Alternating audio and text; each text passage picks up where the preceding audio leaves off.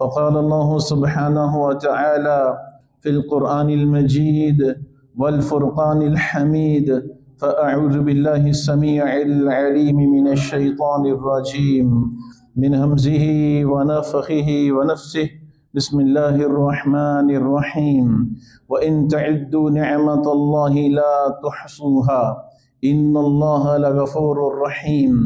تمام قسم کی حمد و ثنا، کبریائی تعریفات، تعظیمات، عبادات، حاجات و مناجات اس اللہ سبحانہ و تعالیٰ کے لیے لائق و زیبا ہے جو وحدہ لا شریک ہے، جس کا کوئی پارٹنر، کوئی ساجی، کوئی ہمسر نہ ہے۔ وہی تنہا، اکیلا، یکتا، واحد پوری کائنات کا نظام چلانے والا ہے۔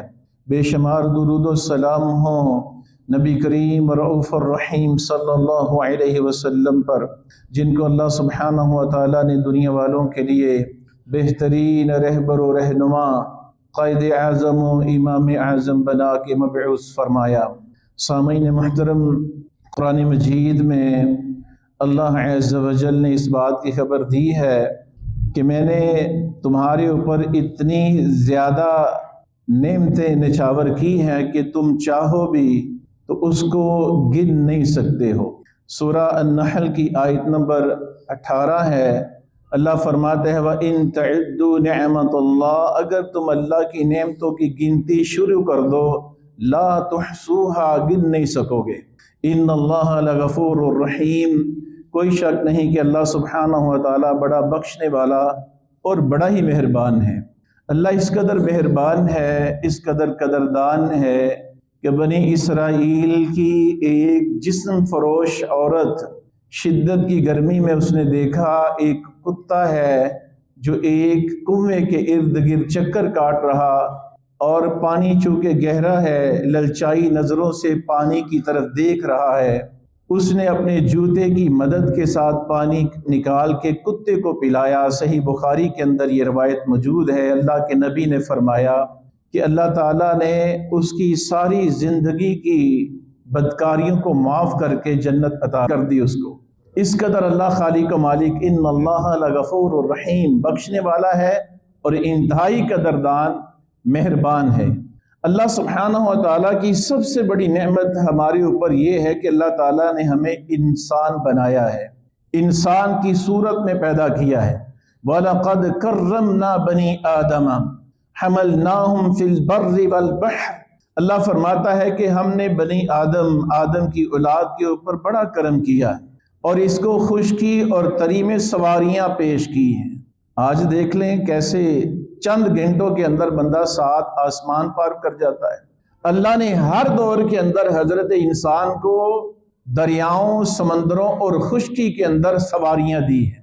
وَرَزَقْنَاهُم مِّنَ الطَّيِّبَاتِ، اور اللہ نے رزق وافر دیا ہے اور پاکیزہ دیا ہے۔ مِّنَ الطَّيِّبَاتِ وَفَضَّلْنَاهُمْ عَلَىٰ كَثِيرٍ مِّمَّنْ خَلَقْنَا تَفْضِيلًا، اور اللہ فرماتا ہے اپنی بے شمار مخلوقات کے اوپر میں نے اس کو فضیلت دی ہے۔ یعنی اللہ کی سب سے بڑی نعمت ایمان سے پہلے یہ ہے کہ اللہ نے ہمیں انسان بنایا ہے، اور انسان کے بارے میں اللہ خالق و مالک سورہ التین کی آیت نمبر 4 میں کیا فرماتا ہے؟ اللہ فرماتا ہے لَقَدْ خَلَقْنَا الْإِنسَانَ فِي أَحْسَنِ تَقْوِيمٍ، اس سے پہلے 4 قسمیں اللہ اٹھاتا ہے، والتین والزیتون وطور سینین وہذا البلد الامین، پھر اللہ کہتا ہے لقد خلقنا الانسان فی احسن تقویم۔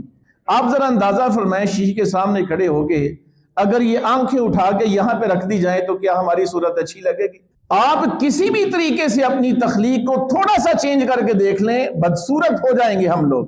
اللہ 4 قسمیں اٹھا کے کہتا ہے کہ میں نے انسان کو بڑی خوبصورت شکل و صورت کے ساتھ پیدا کیا۔ اور آپ نے کبھی دیکھا ہے، غور کیا ہے کہ میرے گھر میں جب بیٹا بھی ہوتا ہے، بیٹی بھی ہوتی ہے، پروان بھی چڑھتے ہیں، میں خود جوان ہوں اپنی بہنوں کے ساتھ، کیا ایک خاص مدت گزرنے کے بعد، ایج تک پہنچنے کے بعد میری بہنوں کے چہروں کے اوپر بھی اسی طرح داڑھی آئی تھی جو میرے چہرے پہ آئی ہے؟ کیا اسی طرح خواتین کے چہرے پہ داڑھی آتی ہے؟ 1,00,000 کتنے پیغمبر و رسول اللہ نے دنیا کے اندر بھیجے، سب کے چہروں کے اوپر داڑھی تھی، انہوں نے اللہ کی تخلیق کو تبدیل نہیں کیا۔ ہمیں اللہ کے قرآن کے اوپر بھی ایمان نہیں، یقین نہیں۔ اللہ چار قسمیں اٹھا کے کہتا ہے اے حضرت انسان اپنی شکل کو کیوں بگاڑتے ہو، میں نے تمہیں حسن بخشا ہے تمہاری داڑھیوں کے ساتھ، لیکن ہمیں یقین نہیں آتا الا ماشاء اللہ۔ الغرض سب سے بڑی اللہ تعالیٰ کی نعمت کہ ہمیں انسانوں میں شامل کر دیا، انسان پیدا کر دیا۔ اس کے ساتھ اللہ سبحانہ و تعالیٰ نے اپنے فضل و کرم سے ہمیں پھر ایمان کی دولت عطا فرمائی، ایمان مسلمان بنایا۔ واللہ اخرجکم من بطون امہاتکم، اللہ فرماتا ہے میں نے تمہیں تمہارے ماؤں کے پیٹوں سے نکالا۔ لا تعلمون شیئا، جب بچہ پیدا ہوتا ہے اس کو پتا ہوتا ہے میری ماں کون ہے، میرا باپ کون ہے، میں کہاں پیدا ہوا، میرا رنگ روپ کیسا ہے، نہ بولنا جانتا ہے نہ پہچان سکتا ہے۔ اللہ فرماتا ہے جب میں نے تمہیں تمہاری ماؤں کے پیٹوں سے نکالا تھا، یہ قرآن مجید ہے، اللہ سبحانہ و تعالی سورہ النحل کی آیت نمبر 78 میں یہ خبر دیتا ہے۔ اللہ فرماتا ہے واللہ، اللہ سبحانہ و تعالی ہے اخرجکم، نکالا جس نے، من بطون امہاتکم، جمع کا صیغہ ہے، تمہاری ماؤں کے پیٹوں سے کس نے نکالا تمہیں؟ اللہ سبحانہ و تعالی نے نکالا۔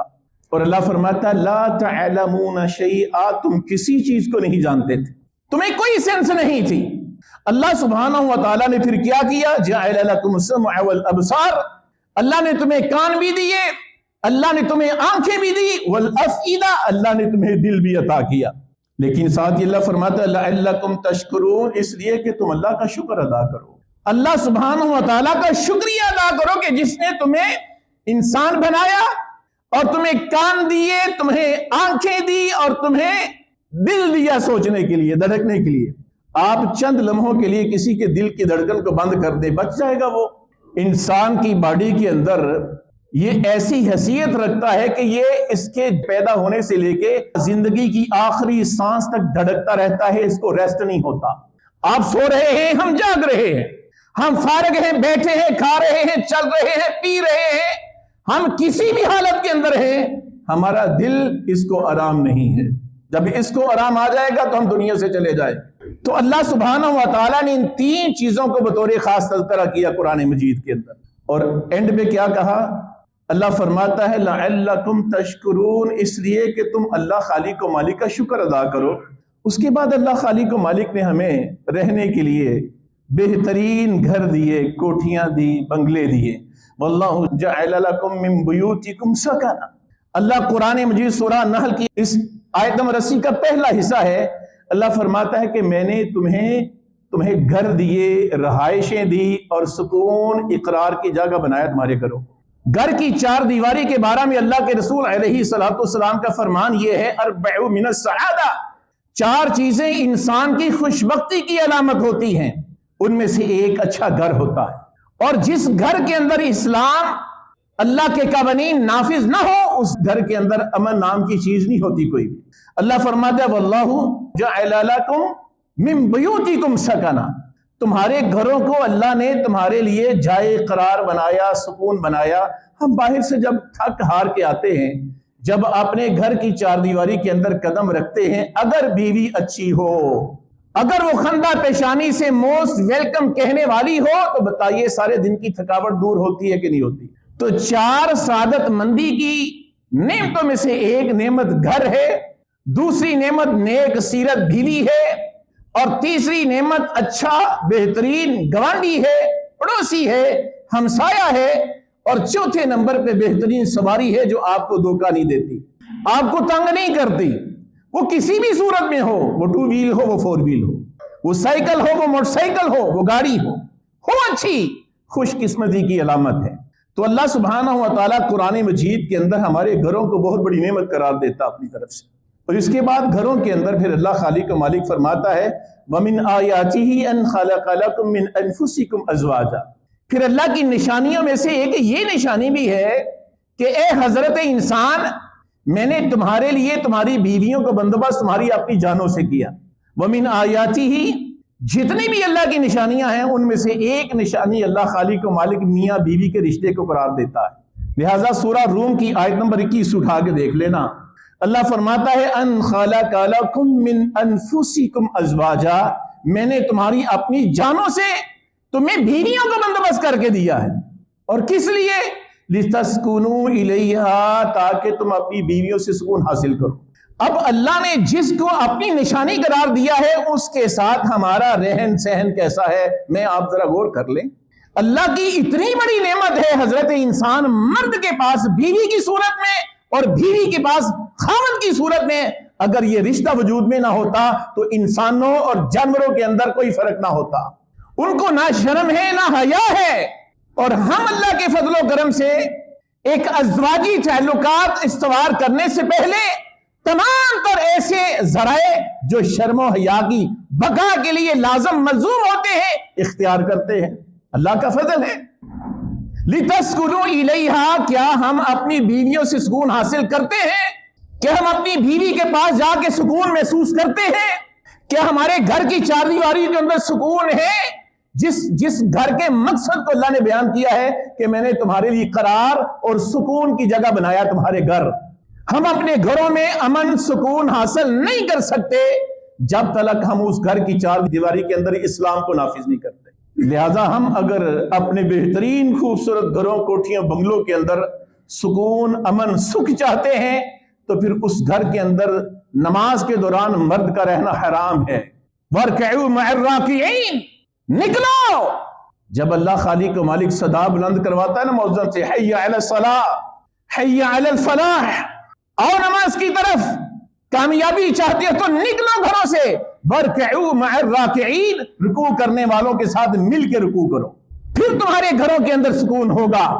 جب اذانیں ہو جائیں، اقامت ہو جائے، جماعت ہو جائے، ٹائم گزر جائے، نمازیں قضا ہو جائیں، کوئی پرواہ نہیں، نہ گھر والے کو نہ گھر والی کو، تو پھر اس گھر کے اندر سکون نام کی چیز باقی قطعی طور پہ نہیں رہتی۔ لہذا اللہ خالق و مالک فرماتا ہے میں نے تمہاری بیویوں کو بندوبست کیا تمہارے سکون کے لیے، اور اس کے بعد اللہ تعالیٰ نے خاص کرم فضل یہ کیا وَجَعَلَ بَيْنَكُمْ مَوَدَّةً وَرَحْمَةً، اللہ تعالیٰ نے آپ دونوں میاں بیوی کے دلوں کے اندر اپنے فضل و کرم سے پیار، محبت، مودت، الفت، شفقت، احساس، نرمی پیدا کر دی۔ اب اس کے بغیر کوئی دو مل کر کے ایک چھت کے نیچے نہیں رہ سکتے۔ اگر دونوں کے دلوں کے اندر پیار نہیں ہوگا، احساس نہیں ہوگا، شفقت، مودت، نرمی نہیں ہوگی، تو پھر بتائیے ان کا ایک چھت کے نیچے رہنا کیا گزارا ہو سکتا ہے؟ ازواجی بندھن کی بقا کے لیے اللہ تعالیٰ فرماتا ہے وَجَعَلَ بَيْنَكُمْ مَوَدَّةً وَرَحْمَةً، میں نے تمہاری ازواجی زندگی کی بقا کے لیے کہ تم اپنی زندگی کی آخری سانس تک ایک دوسرے کے ساتھ بندے رہو، تمہارے دلوں کے اندر ایک دوسرے کے لیے پیار ڈال دیا، محبت پیدا کر۔ یہ کس قدر اللہ سبحانہ و تعالیٰ کا احسان ہے۔ لیکن اللہ فرماتا ہے ان فی ذلک لآیات لقوم یتفکرون، جو عقل والے ہیں نا، دانشور لوگ، عقل سلیم رکھنے والے، ان لوگوں کے لیے اس ازواجی رشتے کے اندر بہت ساری نشانیاں ہیں، وہ بہت کچھ سیکھتے ہیں۔ پھر اللہ سبحانہ و تعالیٰ نے ہمیں آل اولاد دی، بیٹے دیے، بیٹیاں دی۔ یہ کس قدر اللہ خالق و مالک کا احسان ہے۔ جن کے پاس اولادیں نہیں ہیں ان کی زندگی کیا کمپلیٹ ہے؟ کتنے ایسے ہم جانتے ہیں کئی ایک لوگوں کو جن کے پاس لاکھوں نہیں، کروڑوں نہیں، اربوں روپیہ ہے، لیکن اولاد جیسی نعمت نہیں۔ اولاد کے حصول کے لیے انہوں نے 2 3 3 4 4 شادیاں بھی کی ہیں، اور میڈیکلی کوئی مسئلہ بھی نہیں، چیک اپ سارے کے سارے بالکل ٹھیک ہیں، رپورٹیں ٹھیک ہیں، لیکن اللہ اولاد نہیں دے رہا۔ وہ لاکھوں کروڑوں اربوں روپیہ دے کے بھی کچھ چاہے کہ میں بیٹا لے لوں یا بیٹی لے لوں، ناممکنات میں سے جب تک اللہ نہ چاہے۔ اللہ فرماتا ہے سورہ الکہف کی آیت نمبر 46 جو آپ آج پڑھیں گے یا پڑھ لی ہے، اللہ فرماتا ہے المال والبنون زینت الحیات الدنیا۔ اکڑتے ہو کہ نہیں؟ فخر کرتے ہو ماشاءاللہ جی میرے اتنے بیٹے نے۔ جب کسی مجلس کے اندر ہو بیٹا جوان پاس ہو ساتھ ہو، کتنے فخر سے ماشاءاللہ جی اللہ کے فضل و کرم سے بیٹا میرا، ماشاءاللہ جی کمال ہے جی، اللہ نے بڑی صورت دی ہے جی۔ اپنی بیٹوں کے اوپر، اولادوں کے اوپر فخر کرتے ہم لوگ۔ اللہ فرماتا المال، تمہارا مال، والبنون، تمہارے بیٹے، زینت الحیات الدنیا، تمہاری دنیا کی خوبصورتی ہے، جاہو جلال ہے۔ اللہ نے نہیں دیے ہمیں، موسٹلی لوگ ایسے ہیں جن کو اللہ نے عطا کیے، تو یہ اللہ سبحانہ و تعالیٰ کی بہت بڑی نعمت ہے۔ والباقیات الصالحات، لیکن اللہ ساتھ ہی کیا کہتا ہے؟ آخرت کے اندر باقی رہنے والے جو کام ہے، خیر عند ربک ثوابا و خیر عملا، آخرت کے اندر اگر کچھ چاہیے تو تمہارا نیک عمل ہے، تم اپنے بیٹوں کو بھی اپنے لیے نیک عمل بنا سکتے ہو۔ اللہ کے رسول علیہ الصلوۃ والسلام کا فرمان سن لیجئے، انہی بیٹوں کو اللہ نے قرآن مجید کے اندر فتنہ بھی قرار دیا ہے۔ اگر انہی کو اپنے آخرت کے لیے ذریعہ نجات بنانا چاہتے ہیں تو اللہ کے رسول کا فرمان سن لیں۔ آپ نے فرمایا اذا مات الانسان، جب انسان مر جاتا ہے، انقطع عمله الا من ثلاث، اس کی زندگی کے سارے اعمال کٹ جاتے ہیں، منقطع ہو جاتے ہیں، مگر تین باقی بچ جاتے ہیں۔ یہ نماز پڑھتا تھا، اب مر گیا ہے، کیسے نماز پڑھے گا؟ یہ زکوٰۃ دیتا تھا، اپنوں سے خرچ کرتا تھا، مر چکا ہے، کیسے خرچ کرے گا؟ حج کے لیے نکل جاتا تھا، عمرے کے لیے نکل جاتا تھا، مر چکا ہے، منقطع ہے سارا کچھ۔ لیکن تین کام اگر زندگی کے اندر اس نے کیے وہ منقطع نہیں ہوتے۔ ان میں سے سب سے پہلے صدقۃ جاریہ، مثال کے طور پہ یہ مسجد بنانے والے، بنوانے والے، اس کو آباد کرنے والے، اس کو چلانے والے، وہ سوسائٹی کی صورت میں ہو، وہ کوئی پرسنل خاص کوئی نہ کوئی بندہ ہو، اخلاص اگر ہے، للہیت اگر ہے، پیسہ اگر حلال کا ہے اور عقیدہ توحید و سنت کے مطابق ہے اور ہمیں گمان ہے کہ اللہ کے فضل و کرم سے سارا کچھ ہے، ان کے مرنے کے بعد یہ مسجد ان کے لیے کیا ہے؟ یہ صدقہ جاریہ ہے۔ جب تک یہاں پہ جمعے ہوتے رہیں گے، تدریس قرآن مجید کی تعلیم دلاتی جاتی رہے گی، خطبات ہوتے رہیں گے، دروس ہوتے رہیں گے، یہاں پہ سجدے کیے جاتے رہیں گے، تب تک اللہ کے فضل و کرم سے اس کا اجر تمام کے تمام لوگوں کا اجر ملا کے اکٹھا کر کے ایک کے پیچھے پہنچے گا، دو کے پیچھے پہنچے گا، تین کے پیچھے پہنچے گا۔ اس کو سینکڑوں ہزاروں لاکھوں چلانے والے اگر ہوں گے سب کو پہنچے گا، لیکن کسی کے اجر میں کمی واقع نہیں ہوگی اللہ کے فضل و کرم سے۔ صدقہ جاریہ کوشش کرنی چاہیے، مسجدیں بنوائیں، مدارس بنوائیں، کوئی میڈیکل سہولت پیدا کر دیں، کوئی گہرا بور کنویں کی صورت میں گہرا بور کروا دیں۔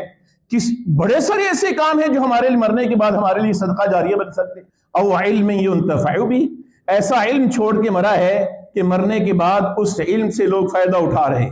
قرآن کی تعلیم دی، تعلیم دینے کے قابل نہیں، قرآن دے دیا کسی کو، درس نظامی کی کتب لے دی کسی کو، ایسا کچھ کر دیا کہ یہ علم کے نفع بخش علم کے پھیلانے میں یہ سبب بن چکا ہے، مر چکا ہے، لیکن وہ نفع بخش علم جو چھوڑ کے مرا ہے اس کے لیے صدقہ جاریہ پیچھے پہنچ رہا ہے، کچھ نہ کچھ منقطع نہیں ہوا۔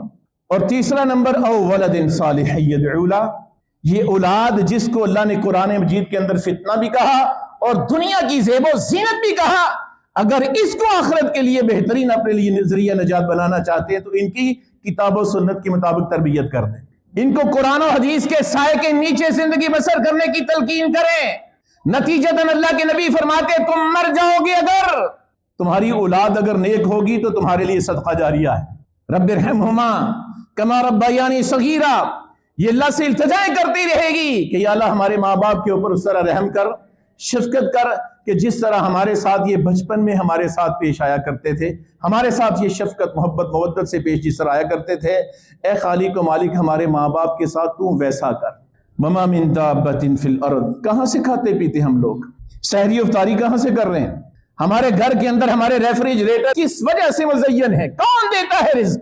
اللہ قرآن مجید کے اندر سورہ ہود کی آیت نمبر 6 میں فرماتا ہے وما من دابہ فی الارض، جتنی بھی زمین کے اندر جاندار ہیں، الا علی اللہ رزقها، مگر اللہ خالق و مالک کے ذمہ ہے ان کو رزق دینا۔ اس سے آگے اللہ نے پتہ کیا فرمایا؟ وَيَعْلَمُ، اور اللہ جانتا ہے کس چیز کو؟ مستقرها، ان کے ٹھکانوں کو۔ اللہ ہمارے ہر ایک کے گھر کو جانتا ہے، ہمارے گھر کے سٹور کو جانتا ہے، چونکہ اللہ نے یہ فرمایا کہ وَمَا مِن دَابَّةٍ، جتنے بھی جاندار ہیں ان میں درندے بھی موجود ہیں، حشرات موجود ہیں، ان میں پرندے موجود ہیں۔ سو پوری دنیا کے اندر جتنے پرندوں کے جہاں جہاں گھونسلے ہیں اللہ ہر ایک پرندے کے گھونسلے کو جانتا ہے، اور کتنی چیونٹیاں ہیں، ہر ایک چیونٹی کی سوراخ کو، ان کے کھڈوں کو جانتا ہے، کتنے درندے ہیں، کتنے پرندے ہیں، کتنے حشرات ہیں۔ اللہ سانپ بچھو نہ جانے، ہم گن نہیں سکتے کہ کتنی اللہ کی مخلوقات ہیں۔ اللہ فرماتا ہے سب کا رزق میرے ذمہ ہے اور ان سب کے گھروں کو میں جانتا ہوں۔ یہیں پر بس نہیں، کچھ ایسی مخلوقات ہیں جو اپنے لیے سٹور کر لیتی ہیں۔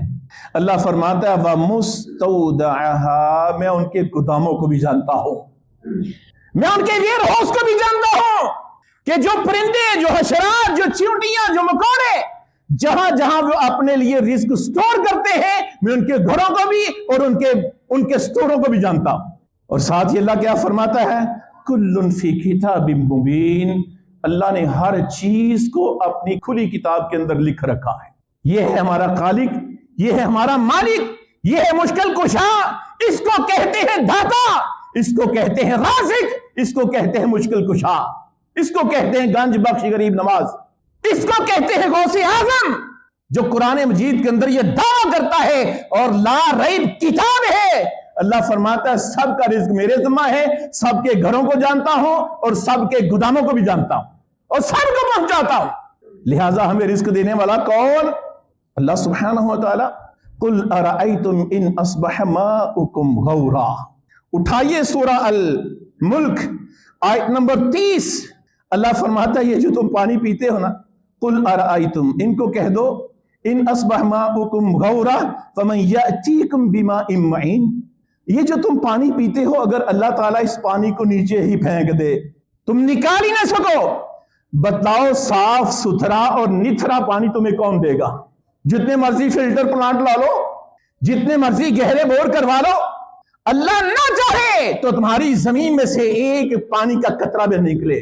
اللہ کہتا مجھے بتاؤ کون دے گا تمہیں نتھرا ہوا فلٹر شدہ پانی صاف ستھرا؟ اگر اللہ ہم سے پانی کو دور کر دے، ایک پانی کے قطرے کی وجہ سے ہم مر سکتے۔ کون دیتا ہے پینے کو؟ کون دیتا ہے کھانے کو؟ کون دیتا ہے مسکن رہنے کو؟ کون دیتا ہے بیوی سکون کو؟ کون دیتا ہے بچے وراثت سمیٹنے کو؟ کون دیتا ہے مال و اولاد کے ساتھ ہمیں حسن بخشنے کو؟ کون دیتا ہے حسن؟ ایک تنہا شہنشاہ وحدہ لا شریک ہے اور وہ عرش پر مستوی ہے۔ اللہ فرماتا افرأیتم الماء الذی تشربون، اچھا یہ بتاؤ کہ جس پانی کو تم پیتے ہو، اانتم انزلتموہ من المزن، تم اتارتے ہو آسمانوں سے؟ کون اتارتا ہے؟ اللہ فرماتا ہے یہ بتاؤ یہ جو تم پانی پیتے ہو، بڑے سارے ایسے لوگ ہیں جن کا پانی پینے کا بندوبست صرف آسمانوں سے ہوتا ہے، بارشیں برستی ہیں وہ سٹور کرتے ہیں، ان چھپڑیوں سے پیتے ہیں وہ لوگ۔ اللہ فرماتا ہے انتم انزلتم، تم اتارتے ہو اوپر سے؟ کون اتارتا ہے؟ من المزن، کون اتارتا ہے اوپر سے؟ نحن المنزلون، کیا کہ ہم اتارتے ہیں۔ کوئی شک نہیں آسمانوں سے بارش کون دیتا ہے؟ اللہ خالق و مالک دیتا ہے۔ لو نشاء جعلناہ اجاجا، اللہ فرماتا ہے تمہارے پینے کے پانی میں اگر میں زہر ملا دوں، کیا ملا دوں؟ کڑوا کر دوں، کڑوا۔ اگر تمہارے پینے کے پانی کے اندر میں زہر ملا دوں، اس کو کڑوا کر دوں، فلولا تشکرون، شکر کیوں نہیں کرتے تم لوگ؟ ایک ایک پانی کی بوند کے بدلے اللہ خالق و مالک ہم سے شکر کا تقاضا کرتا ہے۔ ایک ایک گھونٹ کے بدلے اللہ کہتا ہے شکر کرو میرا، احسان مانو۔ اگر میں نیچے بھیج دوں کون نکال سکتا ہے؟ آسمانوں سے کون دیتا ہے؟ اگر میں تمہارے پینے کے پانی کو کڑوا کر دوں تم پیو تو مر جاؤ۔ کس نے میٹھا پانی تمہیں دیا؟ اللہ نے۔ تو پھر شکر کیوں نہیں کرتے تم لوگ؟ اللہ کا احسان کیوں نہیں مانتے؟ اللہ فرماتا ہے افرأیتم النار التی تورون، یہ جو آگ تم سلگاتے ہو یہ کہاں سے آتی ہے؟ اللہ نے آگ کو بھی ہم اپنی طرف سے ہمارے لیے نعمت قرار دیا ہے۔ افرأیتم النار، کیا جو تم آگ دیکھتے ہو، التی تورون، جو آگ تم سلگاتے ہو، یہ کیا ہے؟ انتم انشأتم شجرتہا، یہ درخت تم نے پیدا کی جس سے ماچس کی تیلی بنتی ہے، جس سے کوئلے بنتے ہیں، جس سے ایندھن بنتی ہے آگ جلانے کے لیے؟ یہ شجر، یہ درخت کس نے پیدا کی ہے؟ انتم انشأتم شجرتہا، تم نے پیدا کی یہ درخت؟ ام نحن المنشئون، کیا کہ ہم نے پیدا کی؟ کس نے پیدا کی یہ درخت؟ اللہ نے پیدا کی ہے۔ نحن جعلناها تذکرۃ ومتاعا للمقوین، اللہ فرماتا ہے ہم نے اسے سبب نصیحت بنایا ہے۔ درختوں کے دیکھ کے ہمیں عقل کر لینی چاہیے، کس نے پیدا کی یہ درخت؟ یہ عقل والوں کے لیے نصیحت ہے۔ اور ساتھ یہ اللہ فرماتا ہے ومتاعا للمقوین، یہ مسافروں کے لیے فائدہ کی چیز ہے، اس کے نیچے لوگ بیٹھ جاتے ہیں، اس کے سائے سے استفادہ کرتے ہیں، بڑے سارے فوائد اس سے حاصل کرتے ہیں۔ اس کے بعد اللہ تعالیٰ کیا تقاضا کرتا ہے؟ یہ سورہ الواقعہ کی آیت نمبر، یہ پچھلی 4-5 آیتیں جو میں نے پیش کی وہ یہ ہے، آخری 74 نمبر آیت ہے۔ اللہ فرماتا ہے فَسَبِّحْ بِاسْمِ رَبِّكَ الْعَظِيمِ، رب عظیم کیا تذکرہ کیوں نہیں کرتے؟ فَسَبِّحْ، تسبیح کیوں نہیں کرتے؟ اللہ خالق و مالک کا تذکرہ کیوں نہیں کرتے؟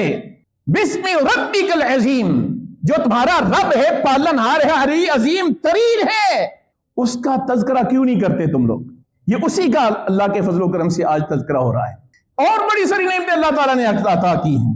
اور اللہ خالق و مالک سورہ المنافقون کی آیت نمبر 9 میں ایمان والوں کو مخاطب کرتا ہے۔ سورہ کا نام منافقون ہے، اس کے اندر اللہ ایمان والوں کو مخاطب کرتا ہے۔ اللہ فرماتا ہے یا ایھا الذین آمنو، اے وہ لوگوں جو ایمان کا دعویٰ کرتے ہو، لا تلہکم اموالکم، تمہیں گمراہ نہ کر دے تمہارے مال، ولا اولادکم، اور تمہاری اولادیں، عن ذکر اللہ، اللہ کے ذکر سے، خبردار ان کی وجہ سے مجھے بھول نہ جانا۔